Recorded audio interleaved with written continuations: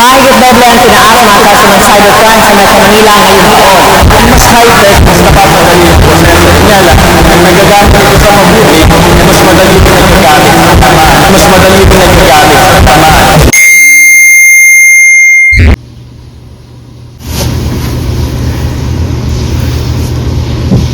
Hindi ako makatulog. Ang boring. School na lang muna.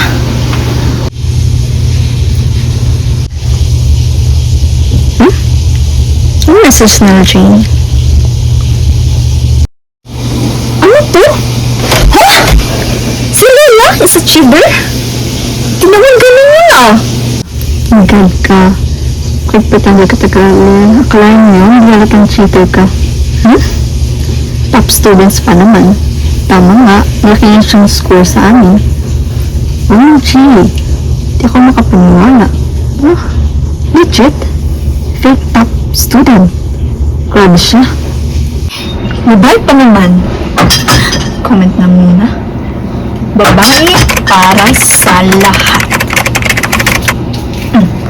Trending naman. Baka totoo. Share ko na lang. Dasher pose. Uy, nakita mo na ba yung post tungkol kay Lola? Ay, oo, kumakas talaga yun. Oo, tingnan mo. Huh? Ang daming comments at react na grabe naman sa mga harsh na comment. Si Lola, cheater. Bakit doon? Kasi, Slay girl! Hindi ko over bakit. Hindi ko si Lola.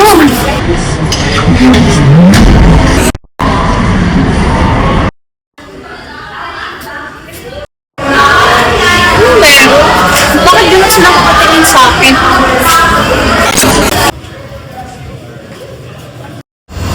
Oo, siyang mess. Nandito ng prinsesa ng magic.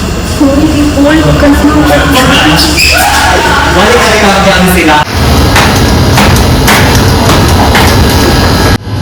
Lola, nakita mo ba yung post tungkol sa'yo? Anong post? Ito, Ha? Hindi mo totoo, diba?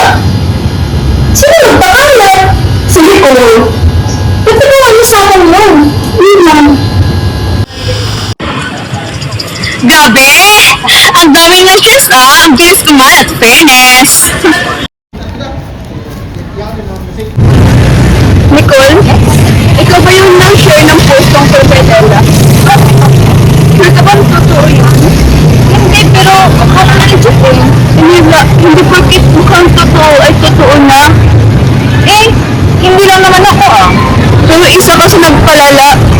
Alam mo bang pwede mong masira isang tao dahil sa ginawa mo? Eh, lahat naman ng share Bakit ba? Pero hindi ibig sabihin ng tama na. Class, saan si Lila? Saan si Lila? Siguro sir, dahil sa issue. Anong issue? Ito po sir, papakita ko sa iyo. Wait sir. Pero, yung sa people daw, siguro yung dahil yung bakit siya ang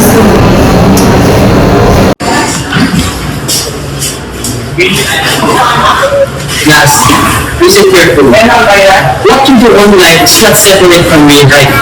Understood? Yes sir. Every little post, every share, every comment, ay nakaka-affect sa ibang tao. Alam niyo ba yun?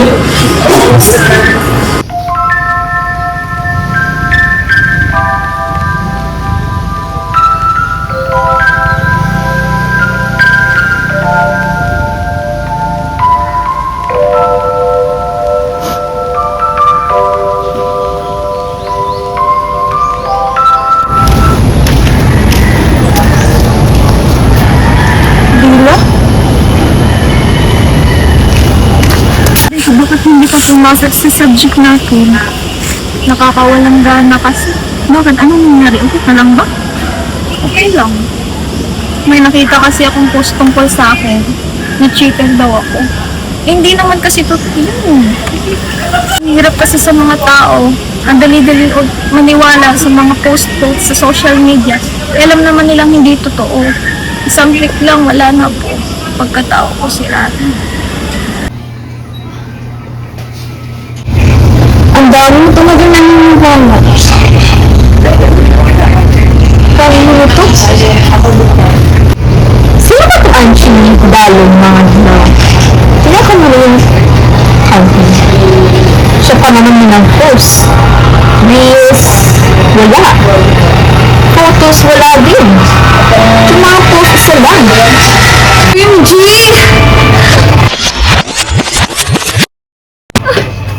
Kasalanan ko to.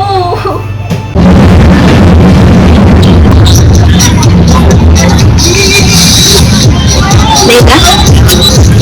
Leila?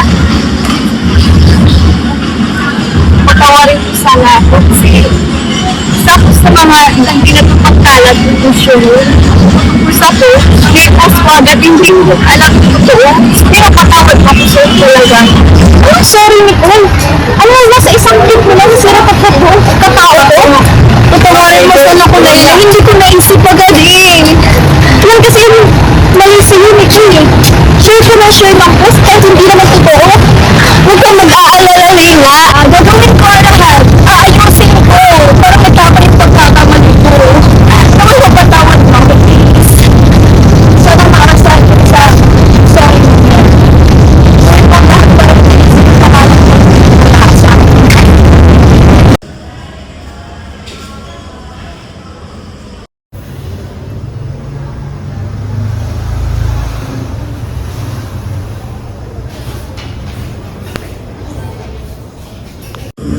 Super ganda naman itong babae na to. Over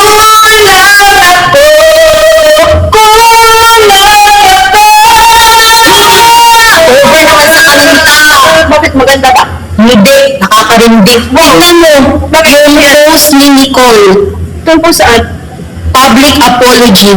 Public apology for what? Yung about sa hindi totoo. Oo, diba sabi ko sa'yo, hindi totoo eh. Yan, then let's share. Hi, Leila. Kamusta? Okay lang ako, sir. And alam ko naman na hindi ko yung totoong issue tungkol sa akin sa social media. It's good to hear, Leila. Hey, so class, what can we learn from this? Sir,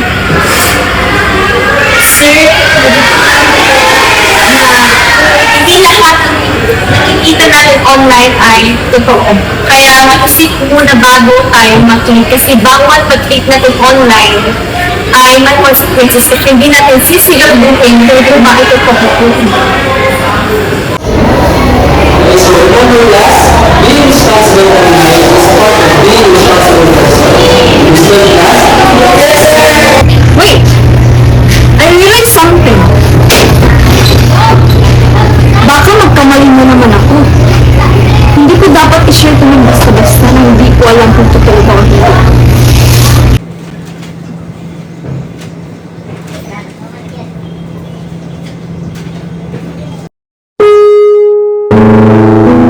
Sa panahon ngayon, isang click lang kailangan para ma-share na kahit anong information. Pero hindi lahat na nakikita natin online ay totoo. Minsan, dahil sa isang click, may taong sasaktan, even if hindi natin sinasadya. Kaya mahalaga na maging responsable tayo sa paggamit ng social media. So the next time you see something online, take a moment to pause, think, verify, and choose wisely. Think before